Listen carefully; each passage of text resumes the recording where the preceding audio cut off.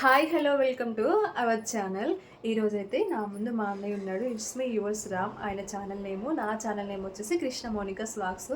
మా అన్నయ్య ఛానల్కి సపోర్ట్ చేయండి, అలాగే నా ఛానల్కి కూడా దయచేసి సపోర్ట్ చేయండి. నా నాలుక కొంచెం మందం ఎక్కువ తడబడుతూ ఉంటుంది, అడ్జస్ట్ అవ్వండి ప్లీజ్ గాయ్స్. సో ఈరోజు కాన్సెప్ట్ ఏంటి అంటే, మనకి ఇప్పుడు విజయదశమి నవరాత్రులు జరుపుకున్నాం కదా. సో దీని మీద ఒక చిన్న కాన్సెప్ట్, అసలు మనం ఎందుకు జరుపుకోవాలి, విజయదశమి యొక్క విశిష్టత ఏంటి అనేది మా అన్నయ్య నన్ను అడగదలుచుకున్నాడు. చాలా రోజుల నుంచి తనకి డౌట్గా ఉందట. సో నాకు కొంచెం లిటిల్ బిట్ ఇన్ఫర్మేషన్ తెలుసు, తనకి ఆ ఇన్ఫర్మేషన్ ఇవ్వాలి అనుకుంటున్నాను. సో వీడియో కూడా తీసుకుంటే బాగుంటుంది అని వీడియో ఆన్ చేశాను. సో చెల్లి, నీకు దసరా పండుగ విశిష్టత తెలుసా? సో నాకు తెలిసిన కొంచెం విజయదశమి గురించి నాకైతే కొంచెం లిటిల్ బిట్ తెలుసు. అంటే మా అమ్మమ్మ వాళ్ళు, మా నాన్నమ్మ వాళ్ళు, మా అమ్మ వాళ్ళు నాకు చెప్పింది ఏంటో నీకు కూడా ఈరోజు వివరించి చెప్తాను. ఫస్ట్ ఆఫ్ ఆల్, మన ఇండియాలోని ఆడపిల్లలు, మన తెలంగాణలో ఆడే ఆడపిల్లలు చక్కగా ఆడుకునే ఆట, చక్కగా పూజించే దేవతను పూజిస్తారు కదా 9 రాత్రులు. అది బాగా పూజలు చేసేది ఏదైనా ఆడపిల్లలు ఉంది అంటే విజయదశమి. మన దుర్గామాతను 9 రోజులు చక్కగా ఆడపిల్ల పెట్టుకుని డ్యాన్సులు వేసుకుంటూ బతుకమ్మ చుట్టూ చాలా చక్కగా చేసుకుంటారు. మా ఆడపిల్లలకి అయితే చాలా ఇష్టమైన ఆ పండుగ అండి ఈ బతుకమ్మ. భారతదేశంలో హిందువులు జరుపుకుంటారు ఈ పండుగను మెయిన్గా. సో ఇక్కడి వరకు అయితే నీకు అర్థమైందని అనుకుంటున్నాను. దసరా అంటారు, అలాగే విజయదశమి అని కూడా అంటారు ఈ పండుగని. ఇది యాక్చువల్గా మనకు సెప్టెంబర్లో కానీ అక్టోబర్లో కానీ వస్తుంది. ఆశ్వేజ మాసంలో సెప్టెంబర్లో కానీ లేదా అక్టోబర్లో కానీ వస్తుంది ఈ పండుగ. సో ఈ పండుగ వచ్చిందంటే మాకైతే ఫుల్ హ్యాపీగా, ఫుల్ ఖుషిగా ఉంటాం మేము ఆడపిల్లలు అయితే. ఈసారి మ్యాక్స్ ఎందుకంటే వినాయక చవితి ఆల్రెడీ ముందు వచ్చేసింది కాబట్టి ఆగస్టులోనే వచ్చేసింది వినాయక చవితి. అందుకని చెప్పేసి దసరా కూడా కొంచెం ముందుకు జరగడం జరిగింది. సో దీనికి మెయిన్గా మనం ఈ పండుగ జరుపుకోవడానికి మన అమ్మమ్మ వాళ్ళు, నాన్నమ్మ వాళ్ళు చెప్పిన దాని ప్రకారం అయితే 3 స్టోరీస్ నాకు తెలిసినవి ఉన్నాయి, నీకు చెప్తాను. అది మీకు అందరికీ శ్రీరాముడు తెలుసు కదా, ఏకపత్ని వ్రతుడు. సో శ్రీరాములు వారు అప్పట్లో సీతామాతను రావణాసుడు అపహరించుకుని వెళ్ళిపోతే రావణాసుడితో యుద్ధం చేశారు కదా. సో ఆ 9 రోజులు అయిపోయాక, 9 రోజులు యుద్ధం సాగించాక 10వ రోజు శ్రీరాములు వారు రావణాసుడి మీద విజయం సాధించారనమాట. అయితే నాకు తెలిసిన ఇన్ఫర్మేషన్ ప్రకారం ఇది. ఇంకా ఏమన్నా స్టోరీస్ ఉంటే మాత్రం ఫాలో అవ్వండి, ఇదే కరెక్ట్ అని నమ్మొద్దు, నాకు తెలిసి చెప్తున్నాను. సో 9 రోజులు అలా యుద్ధం సాగించాక 10వ రోజు విజయం సాధించారు అని చెప్పేసి, చెడుపై మంచి విజయం సాధించింది కాబట్టి దీనిని విజయదశమి అంటారని అలా పెట్టేసుకున్నారు. ఇది ఒక చెడు పైన విజయం సాధించారు, చెడు పైన మంచి వచ్చింది కాబట్టి సో దీనిని విజయదశమిగా భావిస్తారు. నాకు తెలిసిన ఇంకొకటి ఏంటి అంటే, ఇంతకు ముందు నరకాసుడు అని నీకు ఐడియా ఉందా? మహిషాసుడు మధ్య నరకాసుడు. నువ్వు గెస్ చేస్తావా లేదా నేను చెప్పాను. నరకాసుడు తెలుసా మీకు? శ్రీకృష్ణుడు.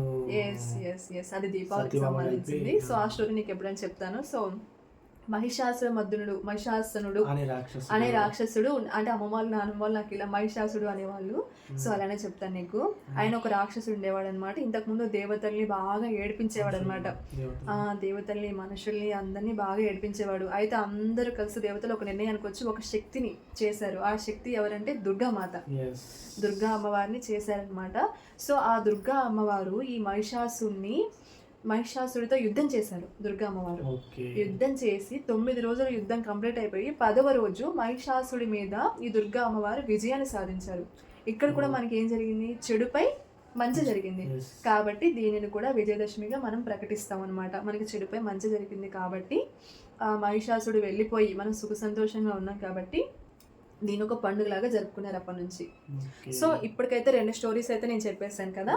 ఇక థర్డ్ స్టోరీ వచ్చేసి ఏమంటే, నీకు పాండవులు ఐడియా ఉన్నారా? పాండవులు, కౌరవులు, మహాభారతం చూస్తారా మీరు? కౌరవులు అంటే 9 ఉంటారు. 9 ప్లస్ ఒక చెల్లి ఉంటుంది. పాండవులు అంటే 5 ఉంటారు. సో ఆ పాండవులు చెడుపై విజయం సాధించడం అంటే ఏంటంటే, ఆ పాండవులు ఇంతకు ముందు పాండవులు అరణ్యవాసానికి వెళ్ళారని నువ్వు విన్నావా? అడవులకు వెళ్ళిపోయారు పాండవులు కూడా. సో అంటే అంతా కోల్పోయి వాళ్ళకి ఏమీ లేకుండా అని చెప్పేసి మొత్తం జూదంలో ఓడిపోయారు కదా. ఆ టైంలో అడవికి వెళ్ళాల్సిన పరిస్థితి వచ్చింది వాళ్ళకి. సో ఆ విజయదశమి టైంలో వాళ్ళు అడవి నుంచి, అంటే ఆ టైంలో వాళ్ళు సెప్టెంబర్, అక్టోబర్ అంటే ఆ ముహూర్తంలో వాళ్ళు అరణ్యం నుంచి బయటికి రావడం వనవాసం జరిగింది. కంప్లీట్ చేసుకున్నారా? కంప్లీట్ చేసుకొని బయటికి రావడం జరిగింది. సో ఆ శుభముహూర్తాన్ని కూడా చక్కగా విజయదశమిగా జరుపుకుంటారు. నాకు తెలిసిన 3 స్టోరీస్ అయితే ఇవి. సో ఆ రోజు ఏం చేస్తారు అని నీకు డౌట్ రాలేదా? అదే మీరు స్పెషల్ విజయదశమి నాడు చక్కగా ఆడపిల్లలైతే ఇంట్లో ఉన్న ప్రతి ఒక్క ఆటోమేటిక్గా వైబ్ వచ్చేస్తుంది ఆ రోజు. ఎంత మనం లేవలేకపోయినా మార్నింగ్ పొద్దుగాల లేస్తాం, చక్కగా లేచి ఫస్ట్ ఆఫ్ ఆల్ ఇంటిని మొత్తం శుభ్రం చేసుకోవాలి. ఆ తర్వాత చక్కగా ఇంట్లో ఉన్న వారందరూ తలస్నానాలు చేసేసి ఇంట్లో పూజ కంప్లీట్ చేసేసుకోవాలి. వీలున్న వాళ్ళైతే అమ్మవారి విగ్రహం ఇంట్లోనే పెట్టేసుకొని పూజలన్నీ చేసేసుకుంటారు. వీళ్ళు లేని వాళ్ళు ఇంట్లో నార్మల్గా పూజ చేసేసుకొని దగ్గరలో ఎక్కడైనా అమ్మవారి టెంపుల్ ఉంటే టెంపుల్కి వెళ్ళేసి చక్కగా పూజ అయితే కంప్లీట్ చేసేసుకుంటారు. అమ్మవారికి చక్కగా నైవేద్యాలు పెడతారు.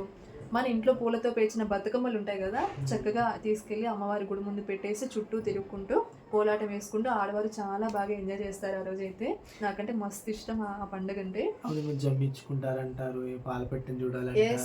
ఎస్ పాలపిట్టని చూస్తే మంచిది అంటారు. నాకు దాని మీద క్లారిటీ లేదు. తెలిస్తే నీకు ఇంకొకసారి దాని గురించి నాన్నమ్మని అడిగి క్లారిటీగా తెలుసుకొని చెప్తాను. ప్రస్తుతానికైతే నాకు ఇది తెలుసు. విన్నా అంటుంటారు, నేను కూడా విన్నాను. నాకు ఈ రోజుల్లో పాలపిట్టలు ఎక్కడున్నాయి అన్నయ్య, ఎక్కడ చూసినా అసలు పాలపిట్టలే కనిపించట్లేదు. కాబట్టి ఇంకా మనం ఫోటోలలో గూగుల్లో సెర్చ్ చేసుకొని చూడాల్సి వచ్చిన పరిస్థితి. ఇంతకుముందు పాలపిట్టలు ఉండేవి, బట్ ఇప్పుడు ఎక్కడ పాలపిట్టలు లేవు. సో ఇది అయితే ఫైనల్గా విజయదశమి యొక్క వివరణ. థ్యాంక్ యూ సో మచ్ అండి. ఓకే, ఇంకా నీకేమైనా కావాలి అంటే అన్నయ్య తప్పకుండా నన్ను అడుగు. నేను ఖచ్చితంగా అమ్మమ్మను నాన్నమ్మను అడిగి ఖచ్చితంగా తెలుసుకొని నీకైతే ఇన్ఫర్మేషన్ ఇవ్వడానికి ట్రై చేస్తాను.